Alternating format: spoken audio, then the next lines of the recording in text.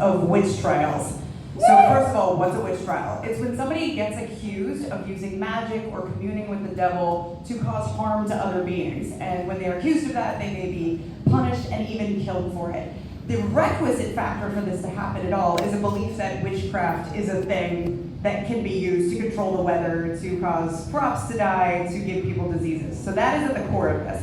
But one of the most salient examples of a witch trial that most Americans know is the Salem witch trials. It was this absolute fucking manic fever dream that happened for a couple of years in colonial Salem. And there were a very specific mixture of things that had to come together for it to happen. Over 200 people were accused, 20 people were murdered, the community was torn asunder. So for this to come together, first of all, Puritans left Europe so they could have a particularly judgy and prudish form of Christianity that very much influenced their court systems, which were also super fucking corrupt. And there were also a lot of very corrupt people in positions of power at the time, and also kind of money-hungry families, because when you execute a witch, her land goes up for auction. So a lot of things were happening to the colonists. There were wars back in Europe that were impacting them. There was smallpox. They were having crop growth issues, and they also were having difficult times dealing with indigenous people. So why not blame a lady for that? So overwhelmingly, the folks who were held responsible for this were middle-class folks who were accused by somebody who actually lived nearby, and one of the main features about them were that they were a little socially non-conforming and often referred to as scolds. So that's a fun thing to keep in mind. A larger example of witch trials were the European witch trials, which happened for several hundred years, but most importantly in the 16th and 17th centuries. Over 1 million people were executed, 400 in a single day. The largest number of trials were in Germany, but most deaths per capita was actually in Switzerland. And a thing that is relevant to know about this is that there were multiple things going into this. So first of all, we're coming out of the plague. This is all sort of an offshoot of going into the Inquisition. And for the longest time, the church had said, witches aren't real, and then they were like, JK, witches are real, and in fact, this shit is heresy.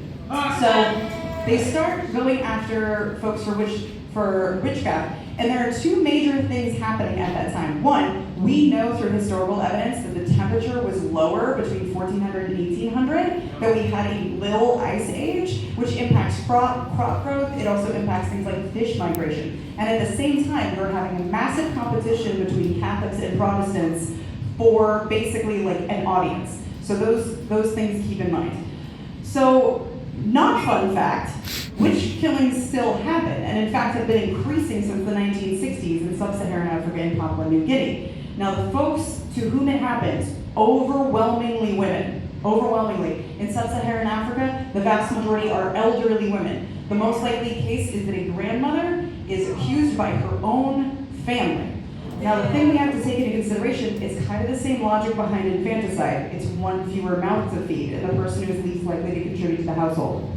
Meanwhile, in Papua New Guinea, we are seeing an increasing number of witch killings there, around 200 per year, and they are incredibly public torturings of people who are being held responsible not only for things like crop failure, but also just for like the existence of HIV.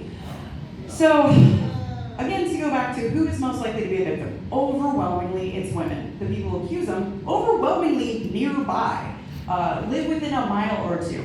As I mentioned before, they tend to be socially unconforming and also a little bit more socially mobile because they tend to have like a side hustle, like maybe they're brewers or also a midwife.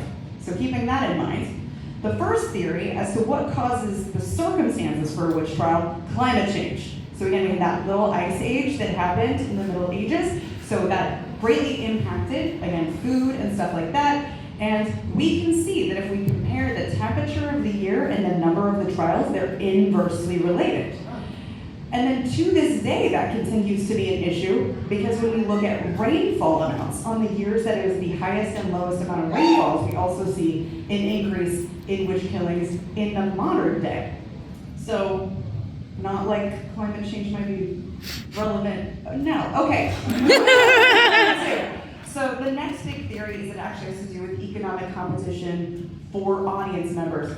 So when it comes to the Middle Ages, we've got Catholics and Protestants, there's the schism. In the areas where the Catholics had a very strong, firm hold, or it was very entirely Protestant, we don't see as many witch killings. We see the witch trials happening where the land is in contention. And we also see it much more likely to happen in the same years where they're having literal battles for the land. So how this functions is that a witch trial is a way you can advertise. So like all those horrible things that are happening to you, well, it's someone else's fault, and I, as the powerful church, will take care of this for you. So it is a way to advertise for followers. And the final thing, so those bigger ones, those macro level things, we already talked about. This is a more micro level, which has to do with the idea of zero-sum perspective. This has to do with the individual person thinking, my situation is worse, someone else must be gaining from this and must be responsible. Similarly, if I see someone near me doing better, that is relative deprivation for me, and I must do something about this. So we tend to find that we will aim our targets at, again, these socially non-conforming folks who we see as upwardly mobile. So coming all together, thinking about these macro and these micro level things, what can we do now to make sure we avoid those mistakes? Well, the first thing is, if you find yourself in a time of economic downturn, think about the actual real scientific cause behind it. Not a person that you can blame, especially not a person who is a lateral level of power or perhaps even less than you. So we want to listen to science and economics on that. And similarly, when we look at who is making the accusations and who is being accused, look and see if there's any petty ass bullshit reason that they might be doing this. So I want to honor the millions of people who suffered, the many communities that were rendered apart because of this bullshit. So if we can learn anything from the past, then we have a better chance of not repeating the same mistakes. Thank you.